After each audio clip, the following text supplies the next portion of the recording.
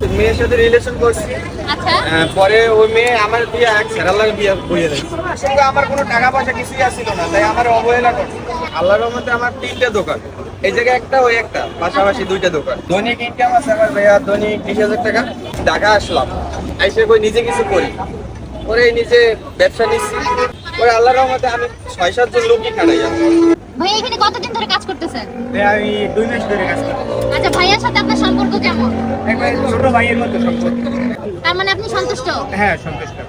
আচ্ছা ভাইয়া 3 বছর ধরে বিজনেস করতেছেন, কখনো কি লস হয় নাই? না বুয়া, ব্যবসা মানে হচ্ছে হালাল জিনিস, হালাল জিনিসে কোনো সময় লস হয় না। আল্লাহর রহমতে আমার 3টে দোকান। এখানে কি কি স্পেশাল মেনু আছে? আমার এই জায়গায় আপনার দোসা থেকে ছোলা ভাটোরা, লুচি, আলু পরোটা, আরো অনেক আইটেম আছে, সব ইন্ডিয়ান খাবার, ফাস্ট আচ্ছা ফুড আপনার আইটেম। কাছে স্পেশাল কোনটা বেশি মনে হয় সেটা আজকে আমার ট্রাই কাছে করব। স্পেশাল দোসাটাই মনে হয়।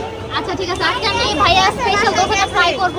জি। কত বড় দোসা দেখছেন নি, পোলাহান গোপিটা সোজা বানাতে পারবেন। তো প্রথম আমি দোসাটা একটু ভাঙ্গা লইলাম, দেখলাম সুন্দর ভিতরে আলুর একটা পোর দেওয়া আছে, ডাবলি ডালটা দিয়ে ট্রাই করলাম, ঠান্ডা হয়ে গেছে, আর দেখে আমার কাছে এটা বেশি ভালো লাগে নাকি। তো মাংসের আইটেমটা ট্রাই করলাম, এটা অনেক মজা ছিল, সাথে ঝোল আছিল।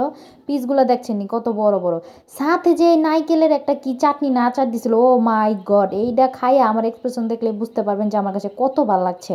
এরপর সাথে তেঁতুল একটা চাটনি দিছিল, আমার তো টকমক ভালো লাগে না, তো আমার কাছে মোটামুটি এভারেজ লাগছে। পুরো আইটেমের দাম 100 টাকা। হাইজেনটা কিভাবে মেইনটেইন করেন? যেহেতু রাস্তার পাশে দোকান। সবই বাসায় তৈরি হয়, আপনার এই জায়গায় খালি সেল করি আমি। আমার দোকানের লোকেশন হচ্ছে যে মিরপুর 2, শেরেবাংলা স্টেডিয়ামের 4 নাম্বার গেটে। কয়টা পর্যন্ত আমি বসেন? 4টা থেকে 11টা তক থাকি।